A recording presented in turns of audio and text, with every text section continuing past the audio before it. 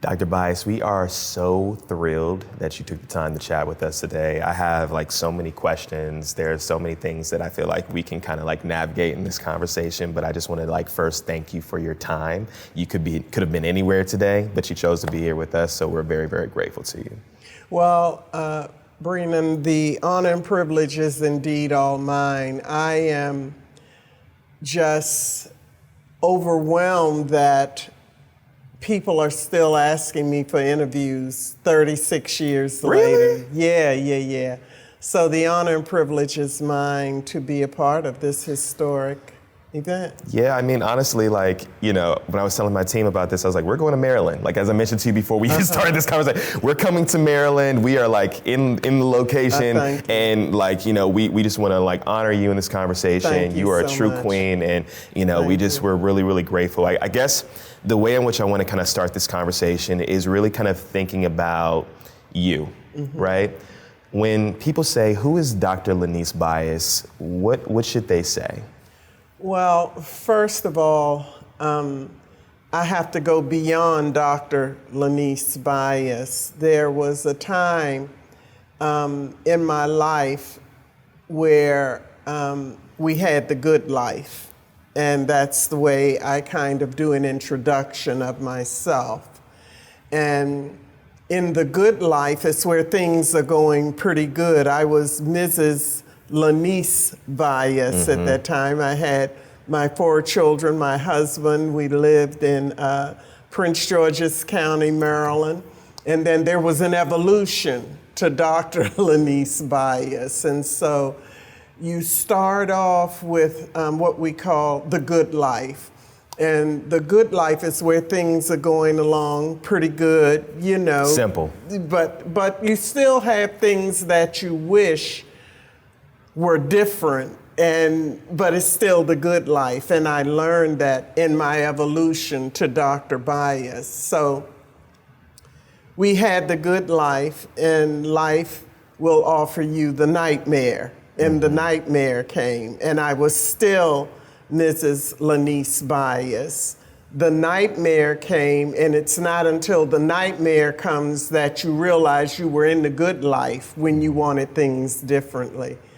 And then after the nightmare, the death of my son, Len, in 1986, 2 days after being drafted by the Boston Celtics he died of a drug-related death suddenly. I was still Mrs. Bias. Yeah. And then 42 months later, my second son, Jay, was violently murdered. And after his death, we went into life after death. And life after death is where you try to rebuild after you have been hit so hard with all of this trauma. Right. So the fourth part is new beginnings. And that's where Dr. Lonise Bias came in. That's where she comes. And from there, I believe that my 2 sons were 2 seeds that went down into the ground to bring forth life. And the evidence is here today that I'm talking to you 36 years later to encourage your listeners and viewers that no matter what life offers, you have to press and push. Life offers pressure. Pressure bursts pipes, and pressure creates diamonds. So just trying to help people to move beyond their crisis after I have drank, my family and I have drank from the cups of adversity. And not thinking that I don't minimize anyone else's trauma that they have to go through. Someone else may not have buried a child or 2 children, but they may be going through something, and I don't minimize that because everyone has their own burdens that they have to carry, and it's a part of life. So now I was mother, wife, and now I am mother, wife, grandma, and Dr. Lonise Bias, and it's been a journey that I wouldn't take anything for. I wouldn't take anything for. You mentioned the good life. I want to start there. What was that life like, right? You talk about being a mother, you talk about being a wife. What was it like being in the Bias household, mother of four, watching your kids go to school, making the meals? You said it all. What was it like?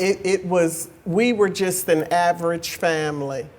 An average family in a suburban community of Prince George's County. Our children all attended the feeder schools, from one school to the other. Neighborhood schools. And it was a neighborhood, a community, the rec center, the community center, and my husband and I worked every day. We raised our 4 children, and we were just an average family. Average meaning that we loved our family, we spent time with our children, and we were family oriented. Right. We were connected spiritually. We didn't have perfect children. We weren't a perfect family, but we were connected spiritually, and we were connected intimately and authentically and intentionally with our children. When did you start to see hey, we got something going on in our family as far as Len and his rise in athletics? When did you start to see hey, my son is really, really gifted? When Len attended middle school, I think it was, I know it was Greenbelt Middle School, he took a growing, all of a sudden he just jumped up and he was just tall. You just look one day, you're looking at him like this, and the next day you're looking at him eye to eye. Right. And because of his height, the person that was in charge of, at that time they had intramural middle school basketball and football teams in the county.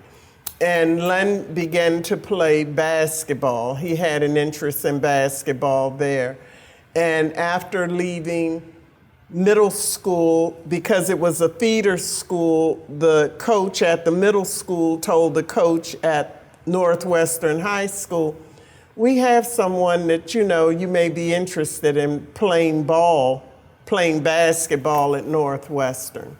So that's how it kind of started. But in terms of AAU and getting him into camps and all of that, we did nothing. There was not this vision. I recently watched King Richard about the Sowing the Winds, and he had this vision for his daughters of they're going to play sports. That wasn't you and your husband? No. Really? No. Okay. It just evolved, and then we just saw this gifted child of ours, and he was just gifted. It was his dad was an athlete. I mean, he didn't play sports, but his dad was about fitness and taking care of himself, and Len had those qualities. And but just grooming him for where he was going, that was a gift from God. And King Richard, I'm not minimizing what he did for his daughters, but he's a fantastic man, a fantastic role model, and I'm just saying this.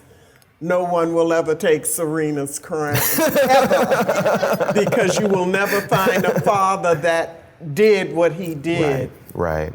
Do you find that there is a correlation between young children preparing for sports and fame? Because it almost felt all overnight, this talented young man just became a sensation, and he wasn't even in college yet. Just a sensation. You're I'm telling you to go to bed at a certain night, a certain time. I'm telling you to do your homework, and you literally probably have people knocking on your door just constantly interested in your son. Yeah. It didn't go that far. Okay. But what we did have was the interest in the rivalries of the basketball games at the different high schools, and enduring that, the wins and the losses, and seeing his name in the paper, on the sports page. All of that was new to us, and it's so much that was so new to us. We were just learning as we went along. And then all of a sudden, here it is, you have someone that was in middle school and now they're in college, and when he gets to college, it's another level, period. And we're still learning, we're still evolving in what's happening, because to be perfectly honest with you, when Len was in high school, my husband had to tell me that, do you understand that Len it's a possibility that he'll get to go to college and get a scholarship and play ball like Albert King at Maryland. I said, for real? He said, yes. And I had no recollection. And if I could just put this in real quick, just real quick. This is your time. I did not know who my son was until he died. Really? I did not know. What does that mean? I knew that means that I was a mother going to basketball games, enjoying them. Yay, my son, Right. The interviews on TV and seeing the paper.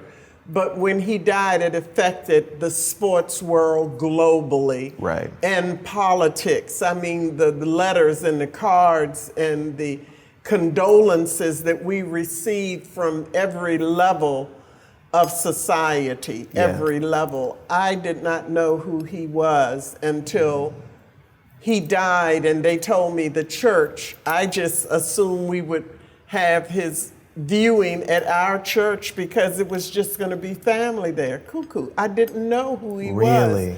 And they tell me that the people were lined up for miles. For blocks and blocks and blocks waiting to come in, and I could not believe it. So I can take no credit that, we had him here and we did this and we groomed him. It was a God-given talent. But Dr. Bias, you got to take a step back, honestly, because you were his mother. Yeah. And there is something about a mother's love. Yeah. There's something about a mother's attention. There's something about a mother's care that, hey, you might have not been taking him to camps every day, right, but like that love was something absolutely. Because I remember reading something about how Len, at one point in time, like went to you and was singing "Greatest Love of All" to you with Whitney Houston. I mean, this is like a 6'8" grown man, and he's like singing like Whitney. I mean, this is you poured into him. I did. He was my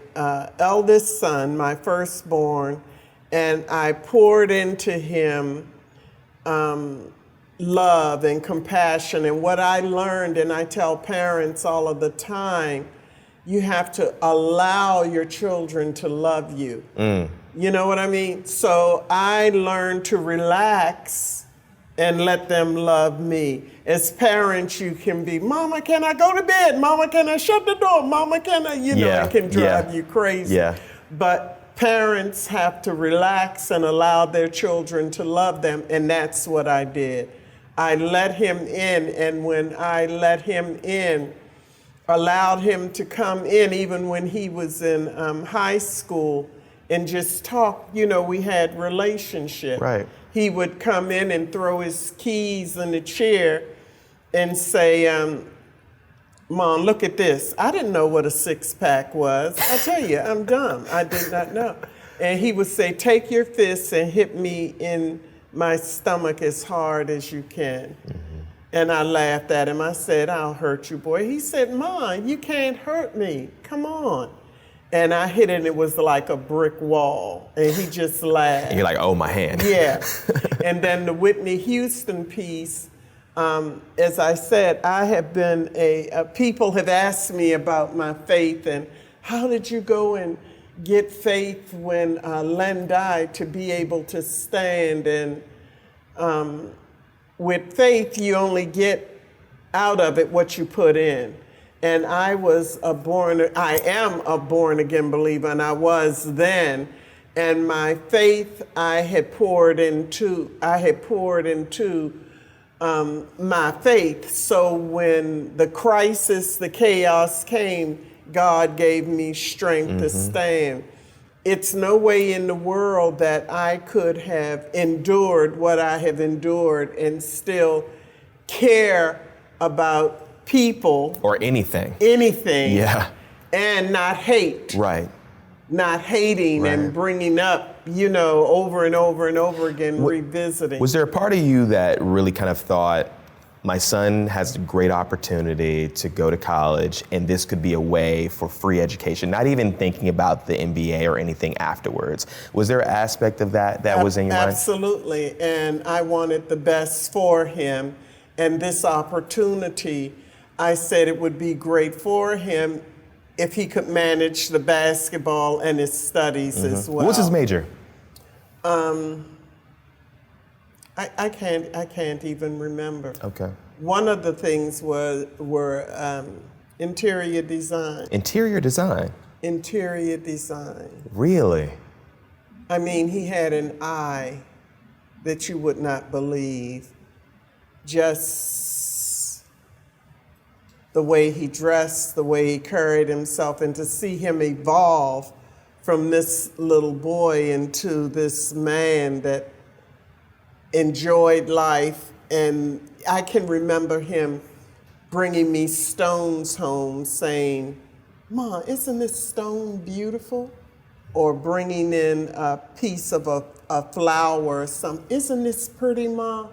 And I tell parents when I have opportunities to speak to them, don't walk over that, because that's gold today. And if I had kept that stone, you know what I mean, that he Right. was showing me, or Right. just that little flower smashed up. Right. And these are the important times that we connect with our children. Right.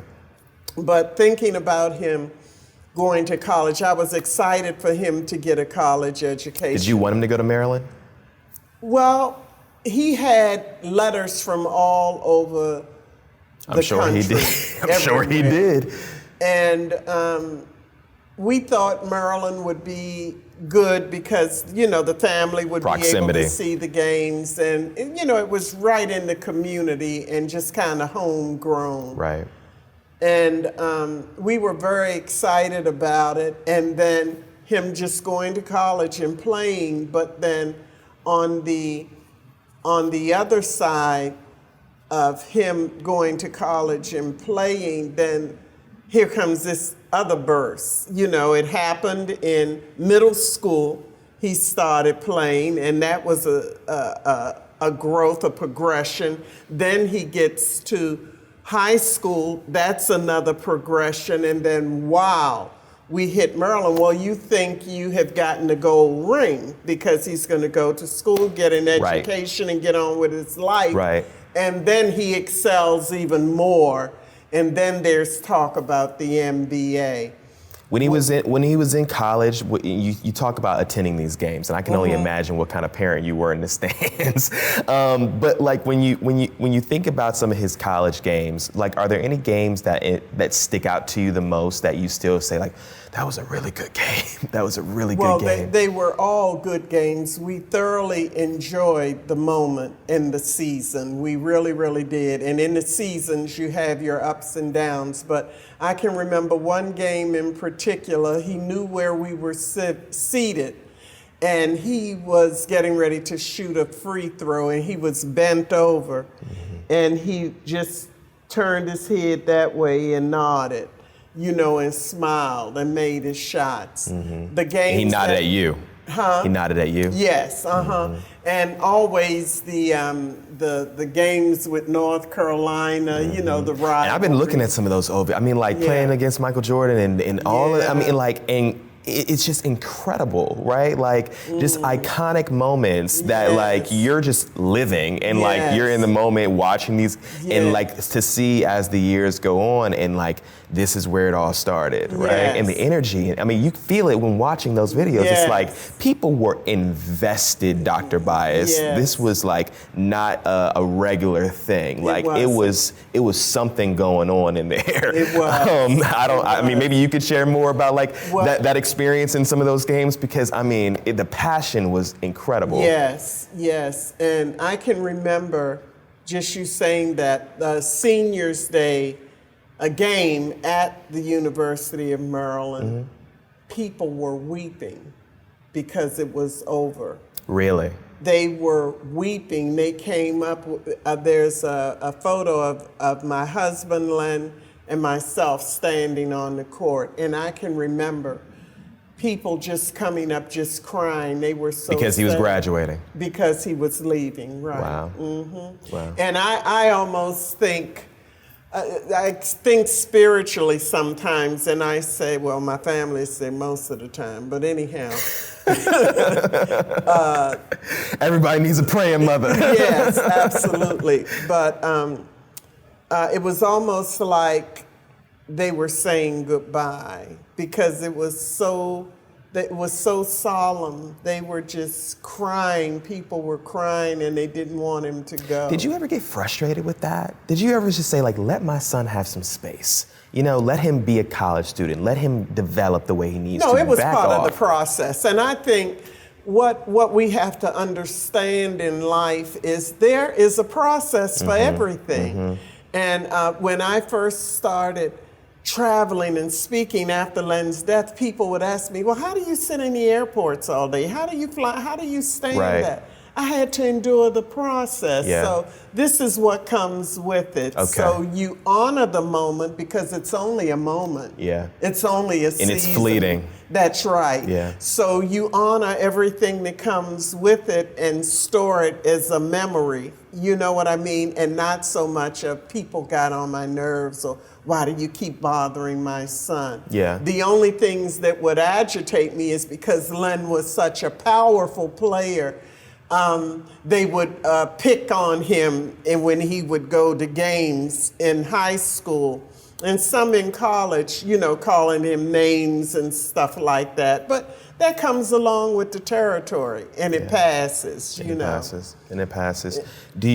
I've read that somewhere in your spirit you felt like Len was not going to go to the league, or you felt you had reservations about that. Could you unpack that a little bit? Well, as I said before, I am a woman of faith, deep faith, and I just remember having this dream that someone in my family was going to transition, and I didn't know who it was. I had a dream. I did, and this dream tormented me for 18 months. 18 months, and I grieved for 18 months because I knew someone in my family was going to transition. I knew it was clear as a bell. Did you think, I mean, because I know that you've shared like how your mother had like really horrible arthritis and you probably had other family. Were you trying to pinpoint it somewhere? Like who's the most obvious? Well, we're all in denial, right? We always want to get it away from us. Right. You know, maybe it's my mother who is sick or my father. My mother really wasn't sick, but maybe it was an aunt. Maybe it was my best girlfriend's brother, sister. Right. You know, we tried to get it away from us, but it wouldn't move. It would not move. It stayed right there with me. And I did not get relief, and this is the truth, until the day Len died, and I sat at the picnic table in my backyard by myself, and I felt the pressure move. Really? I felt it. And even though I was grieving about his death, that release of what I felt good, that I had it off of me, because for 18 months I had struggled with someone is going to die. Who is it? And it always seemed like people were coming up and doing interviews and patting us on the back, this, that, and the other. But I just could not see him getting the gold ring. Really? I could not see it. So take me through the time when, you know, there were conversations around the draft. There were conversations that Len was going to be specifically chosen for the Boston Celtics. All of this was happening. What was going through your mind? Because you're feeling this pressure, right? You're feeling something. This is what's in my mind. Yeah. The same thing. Is it really going to happen? Is it really? And so when it happened, what happened? What did you feel? Well, the first thing is that The day Len returned from the NBA draft, I was not home, so I never saw him again. Wait, I was not home. Really? No, I Where were had you? gone to a meeting at my cousin's house to discuss plans for a children's program Okay. that we were going to put together. And when I returned home, he had already left. He had been there at home, changed his clothes, and left. So I never got to see him. The next time I saw Len, he was dead at Leland Hospital. Oh my gosh. So you never, that experience of like him being drafted, the celebration. Right. I talked to him on the phone. We're on our way home. Do you remember what he said to you? Congratulations, son. We'll talk when I get home, Mom. We'll talk when I get home. We'll talk. We'll talk. You know, and we're just congratulating, people pulling all over him. My husband and I, when we were at the U.S. Open, we This took year. the train in New York. And we went right past Madison Square Right. Garden. And Right. I said, do you remember that day? He said, I remember. It was crazy. People were standing on people's cars, screaming and hollering and cheering for him. For Len. For Len. Because of the Boston Celtics. Yes, absolutely. And the draft happens in New York. Yes. You're educating me now because this is something that I need to. So it happened at Madison Square Yeah. Garden. So literally going through that experience, it was almost kind of like reliving it all again. Yeah, they were at the Garden, and from the Garden, I think they went to Boston. Got it. I think. It had to be Madison Square. No, I believe you. I don't know. I could be wrong. You know, research and cut it out. If it's not right. No, you're right. But then they went to Boston, and then from Boston they came home. Wow. Do you find, like, when you think about that moment of like everyone's screaming, everyone's exciting, does that resonate with you still today? Does that matter to you as much to have been able to see your son, because he did make it? Yes, made it. absolutely. He made it happen. Does that speak to you still? No. Okay. And I tell you why. Because in life, I'm coming from a completely different perspective. Absolutely. And if I stayed there, I would be stuck. Okay. You see, grief with moving from pain to power is a process. And because I believe, as I said, that my two sons were seeds that went down in the ground to bring forth life, they gave me an opportunity to bring life to others. I gotcha. So it's not that it's gone away. The greater is what I'm giving What you're out, giving now. not what I'm holding on to. Right. But it's still there. The what if. Right. What if that, Right. yeah. It's not and there. I think that for so many people, that's what continues to just fester, right? Yeah. The what if, right? Yeah. There was so much. Yeah. There was so Yeah, much yeah. there. And like they're obsessed. It's almost like an obsession a little bit. Yeah. But it's part of it's part of life, and like I said before, I have deep faith, and I know that the only reason why I'm sitting here talking to you, clothed in my right mind, is because of God and because of the mission that was given to me. You. Now, I am a Christian, a born-again believer, but if God had said, Lonise, guess what? You're going to talk to Mr. Du Bois, you're going to meet all his friends, and you're going to do wonderful things, you're going to encourage people, but you have to bury two sons. I said, get yourself another girl. No, not the kid, not me, not me. But I was destined to do this, and God has empowered me to stand, because if he moved his hand from me, I would crumble right to the floor right now. I'd be over at Lincoln Cemetery screaming and hollering and crying. What happened to my life? I would care nothing about talking to other mothers who have lost their child. One of my girlfriends flew into a woman's event that I had last week from Austin, Texas, because to attend the event, but I meant her because she lost a son. But her son, it was something completely different. But there's so many of us. Right. And to hold on to it I would not be sitting here. If I held on to it, it would be no Dr. Bias. Right. It probably wouldn't even be grandchildren. Right. My husband and I, we may not have even, we're still married and still live together. I can't tell you, if I had held on to it, my life wouldn't be as rich as it is now. Been to hell and back. Right. But I wouldn't take anything from a journey. Do you still remember June 19th, 1986? Of course. You do? But it's not anything that I replay in my mind. Mm-hmm. And as I said before, part of that comes from my faith. I don't play faith, and I'm not minimizing anybody else's faith walk. People are different places spiritually. Absolutely. I understand that, and I honor that. But God is more real to me than looking at you in your face. That's the type of relationship I have. So the preparation that it took, I was prepared for Len's death to be able to stand, to have a mission to go out and help others. And I would think 36 years later it would be over. But then we have another generation that needs encouragement. Absolutely. New parents that need encouragement. And what happened in 1986 won't help people in 2022. Right.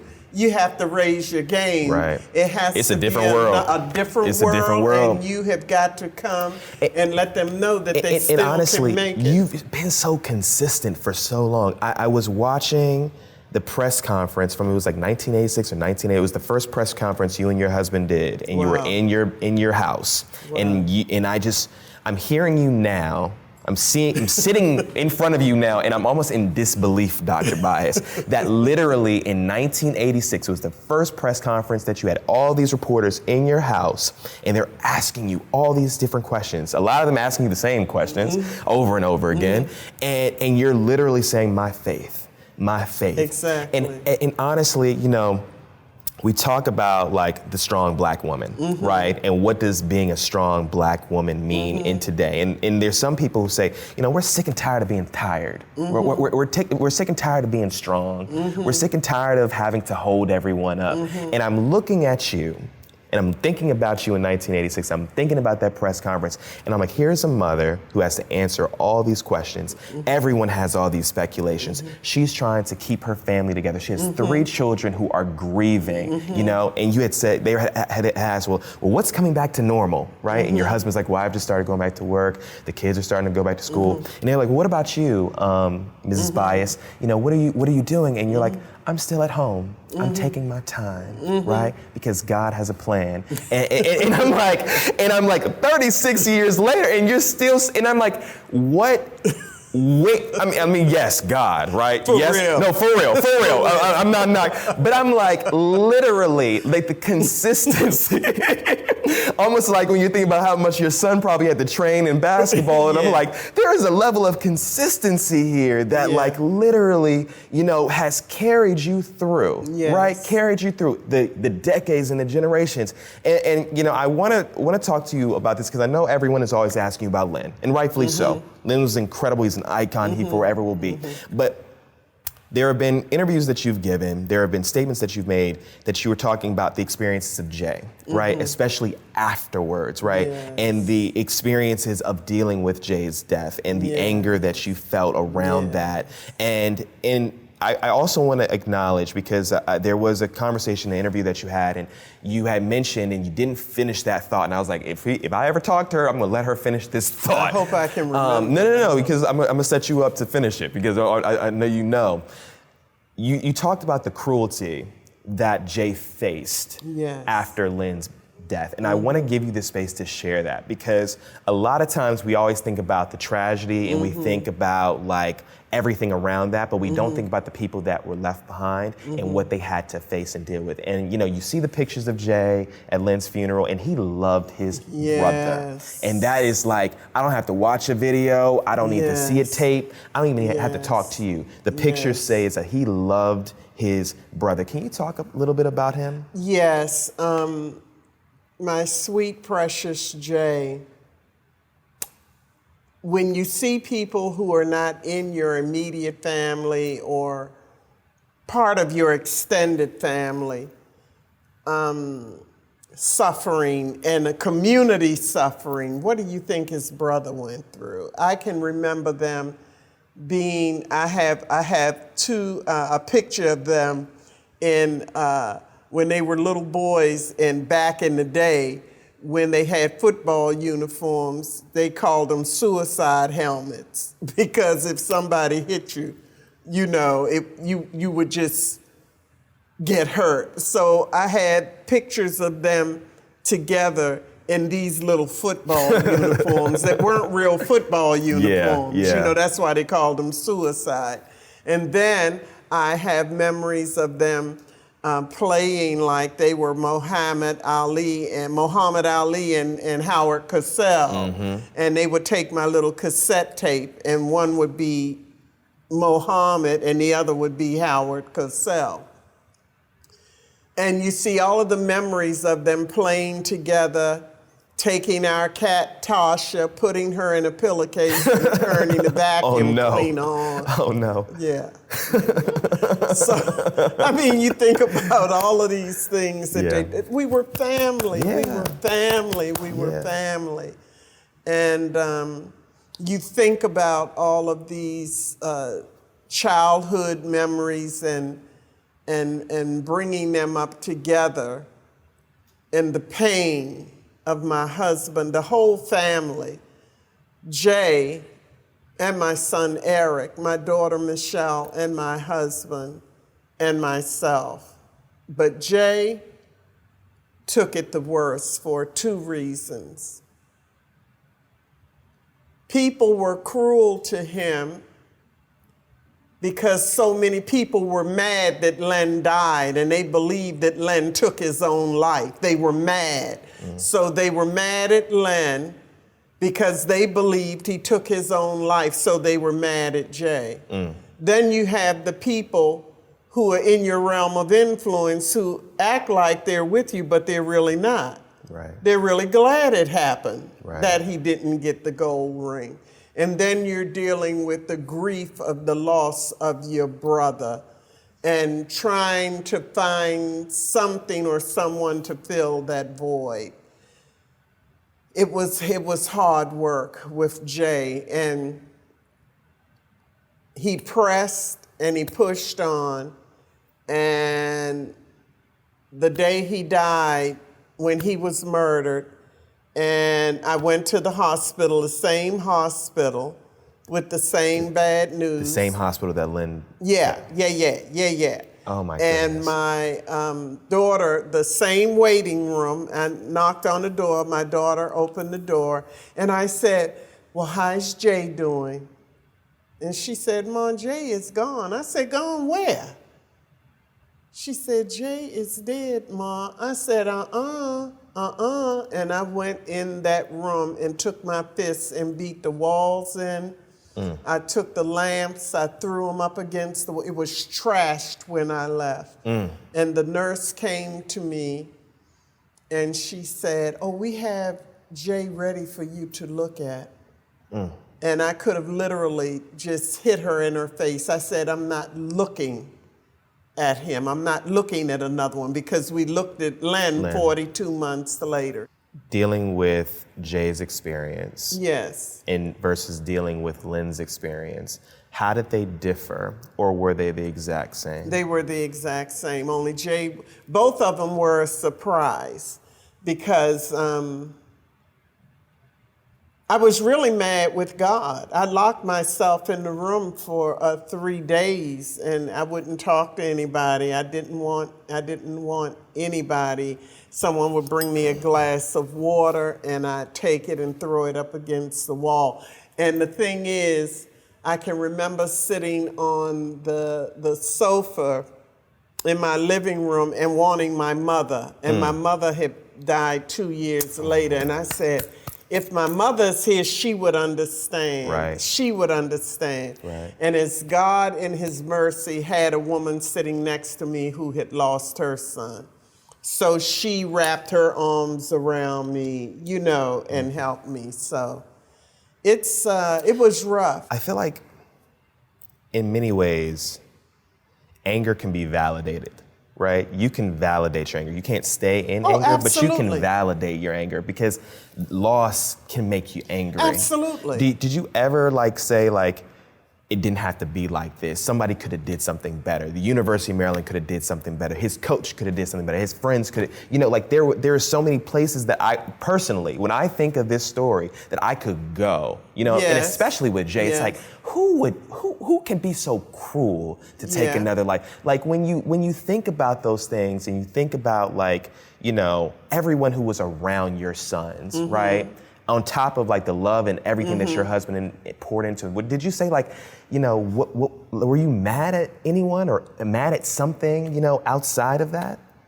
Was I? Did I harbor anger? I told you I'm in another place in faith, and all things work together for good. And one thing that I'm clear about, though I did not want it to happen so early in my life, one thing that I'm clear about is every man has a reservation at some cemetery or crematory without the privilege of cancellation. And I'm clear that the date you're born or the date you die doesn't count. It's the dash that's in between. I've taught that forever, but when the cup comes to you, you don't want to drink it. So I believe that the things that took place in the University of Maryland the night that Len Bias died, there are a whole lot of stories that people have said and told and done movies about and wrote books about, but nobody knows what happened in that room June 19th, 1986, but the men that were in there. Nobody knows. Have you ever talked to them? No. You've never talked to them? No. You never asked them, what happened? No. Was there a reason behind that? Well, listen, the first thing you have to understand, we're not talking about in real time today. Right. If Len died now, it would have been a different story. Oh, for sure. Everybody would have been digging and digging and digging. Social media, all of that. Yeah. Correct. Right. 36 years ago, we were just an average black family with nothing, and you have the powers that be. Right. So the things that were done, that we were out of, we never received anything from anybody. Nothing. We never received anything from the University of Maryland, Reebok, the Boston Celtics, Lords of London, the company that was representing Len. No one gave the Bias family a dime. A dime. Do you hear me? And everything that my husband and I have today, what little we have is because we picked up our bed and kept walking in faith. Nobody gave us anything. Really? Why is that? Why is that? Do you feel what did you ever? I don't know. I don't know why, but we never received anything. And when they said that Len had a drug-related death, died of a drug-related death, it just went a different way. But my focus was not that I was in denial. Okay. When the detective came and sat on my sofa and told me that Len Bias died of a drug-related death, I was not in denial. Okay. That was a fact. Okay. But for me, I'm not talking about anyone else. For me, the truth was the only way I was going to get through this was to grab hold of my faith. Absolutely. And that's what I did. And that's what you did. And that's what you've done. The peace that you have is something that I think that a lot of people are seeking, especially now. They're trying to hold on to peace. They're trying to grab onto it and trying to heal from whatever that they are trying to figure out for themselves. If you were to give any advice, I know you've done this a lot in your career. If you were to give any advice on how to heal and how to move through, what would you say? The first thing that we have to do is come out of denial. And stop thinking. I was speaking with someone earlier today, just telling them, we can't think that, you can create a world where you're not going to have to deal with anything. And we're in a time of suddenly, everything has accelerated. So suddenly things are happening. We have to deal with the reality that we don't know what tomorrow brings. And with us not knowing what tomorrow brings, what is your support? What do you grab hold to? Right. You have to develop your support system where, for me, where you have to have faith in something to bring you through. And all I would tell people, the only reason why I'm here, clothed in my right mind some of the time, is because of my faith. All the time, Dr. Bias. Come on now, come on now. It's because of my faith in God. Yeah. And it doesn't mean that I didn't ask questions, Right. but you have to be able to have a strong support system. Yes. And you have to be intentional and authentic about the people that are in your realm of influence that will help you through. I understand that there are many belief systems out here, right. but I'm talking about my belief Your system beliefs. and what got me through. I am keenly sensitive and aware of the fact that there may be other faiths and religions, but I come to offend no man. I'm talking about my own walk and how I made it. That's all I'm doing. Yeah, absolutely. But I can't play with it. Yeah.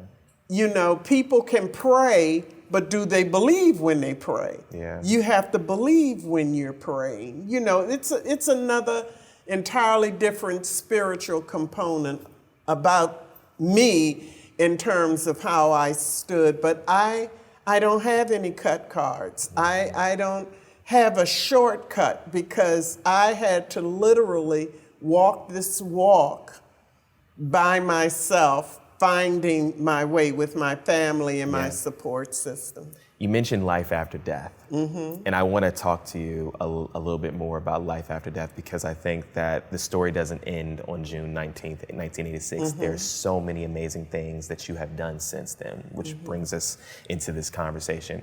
But there is one thing that I want to ask before entering into life after death. You mentioned depictions, stories, books, media that have portrayed or talked about your son in that experience. Most recently, there's this very popular show on FX called Snowfall that depicted Len Bias's passing, right? I know we've talked about that offline in regards to like how you feel about it. Would you ever be interested in a movie or a series that was telling the story of Len Bias in the way in which his family is consulted properly? And have you been upset to other past depictions, such as Snowfall? Oh, absolutely, because money is the root of all evil. And people will say or do anything for money. And I'm saying this because when I think about, I didn't see Snowfall. Okay. But my phone jumped off of the hook and my emails and my texts blew up. How could they do that? How could they say that? How could they? And I had to get myself calmed down to know it's just another hiccup. The hardest thing you've ever done is stood on one son's grave and buried another. This is nothing but a mosquito bite. Keep it moving. If they did it, and they did it without contacting you, they're going to reap what they sow. And the people that are making movies and just putting anything in it and putting their part in it and not coming and checking with the family for anything, you know, we knew absolutely nothing. And I understand that it was deliberately done that way to show the movie without anybody knowing. People were actually shocked that when they were saying they were going to show the Len Bias story, that it was going to be someone actually playing Len and using and selling drugs or whatever, which was a lie. So, I mean, they're going to reap what they sow. the companies that do it, and it doesn't matter. I mean, we're just coming into a time where people are getting ready to reap what they have sown. It's coming back. Do you think, or would you be open to a Len Bias movie done consulted with you? Absolutely. Okay. And it's not that it's all of the Ava yellow DuVernay, where you? Spike Lee, where are you? Yeah, Tyler Perry. Yeah. You know, whoever. No, I'm only joking. But the family would be open to a story that's realistic. Okay. Just making something just to make money and just to do it and don't care.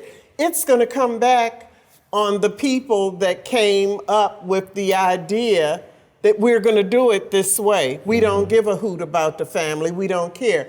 And that's the thing. One of the things that I think social media has done, it has brought about cruelty as a norm. Yeah. We don't give a damn about them. Yeah. We don't care. Yeah. Let's just go and do it. Yeah. And you got to see that again. Yeah. The only reason why I say, would you be open to doing a movie about your son is because I think of like the series When They See Us. That was done on Netflix. And it was about the Central Park Five, the young black men who were accused of rape and falsely accused of rape. And after that series, there's nothing that needs to be done, talked about, discussed. It's done, right? Yes. And I feel like having some type of visual experience, right, outside of a documentary, a film that is done through the lens of his mother or consulted in conjunction with Len's family can literally mitigate and solve a lot of these conversations, because it's almost like people are still looking for answers, or still wanting a continuation of something that's gone on for 36 years. It's because his blood is still crying in the streets. People have no peace about it. Yeah. And it goes on and on. It's still conversations in barbershops. Yeah. Who was the best, Len Bias or Michael Jordan? Yeah. It's unfinished business, but it's like unfinished. It's 35 years ago. Like, what more do you want? But it's still right here. Right here. It's still right here. And until, as you just said, until something is done to bring closure, and we don't know what closure looks like. Right. Like I said, what happened June in that dorm room? Only the people that were in there know what happened. Yeah. So, to be continued. To be continued. Life after death. You're in the 90s, you're into the 2000s, you become Dr. Bias. You're rebuilding. What was that experience like for you? I've read how you had to facilitate your remaining son, and how he had to take some time, and you had to start giving these talks to a lot of people who were grieving not only about your own personal experiences, but their own personal experiences, and having to foster this almost huge community of grief. Right? Yes. And literally you carrying so many individuals that you didn't even know. But you've created this beautiful life. Can you tell me, and you have grandchildren now, can you tell me a little bit about that? Yes, well, coming into life after death, when Jay died, I said, how are my kids going to make it, my two remaining kids? Yeah. My husband and I think we can get through, but how are my two remaining children going to make it? They can't take this. And I cried, I laid in the floor, just help my children. And it was so dark. And I tell people that no matter how dark it gets in your life, there is light at the tunnel. And the life after death, with my children and my husband, we continued on, but I never dreamed of my grandchildren. And I have 6 grandchildren. What do they call you? Nana or Nan. My oldest is 30 years old. The second one is 27. And the third one is 23. She is in Morgan for her master's. Okay. And the youngest grandson is 22. Okay. Then I have 14-year-old granddaughter and a 4-year-old granddaughter. Oh, baby. And I thought I would never breathe again. But they have brought life to me. God blessed me with my grandchildren. And my grandsons are young men. They have all graduated from college. They're on their own and they're doing well. But because I bore the pain of burying my 2 sons, I never let them think that I not loved them. I kissed them in their face, in their head, my shiny men, my beautiful men. My granddaughters are the doll, the sweet, the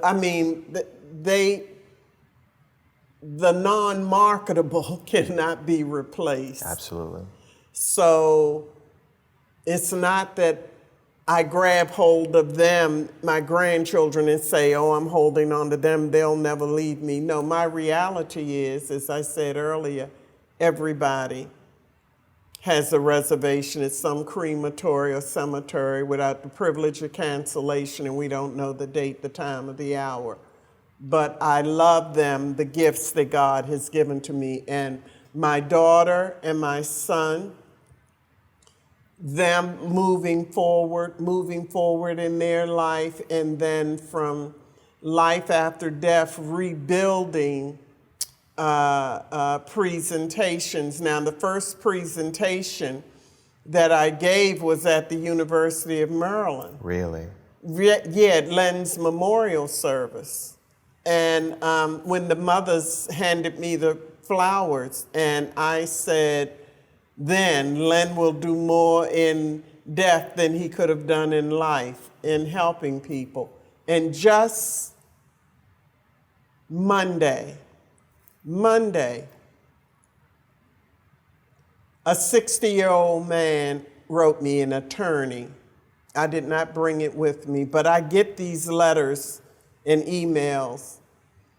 He said, when I was in law school, I used cocaine to help me deal with the studies and the late hours, and it helped me to get through school. He said, the day that your son died, I stopped using cocaine.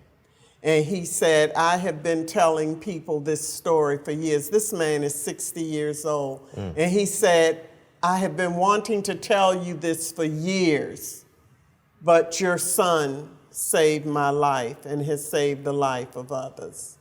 I have people walk up to me in the store or wherever. I go out of town, someone will say, I can remember your son. And the day a flight attendant came up to me one day and wrote me a note on a plane and said, I stopped using cocaine the day your son died. On a plane? On a plane, a flight attendant.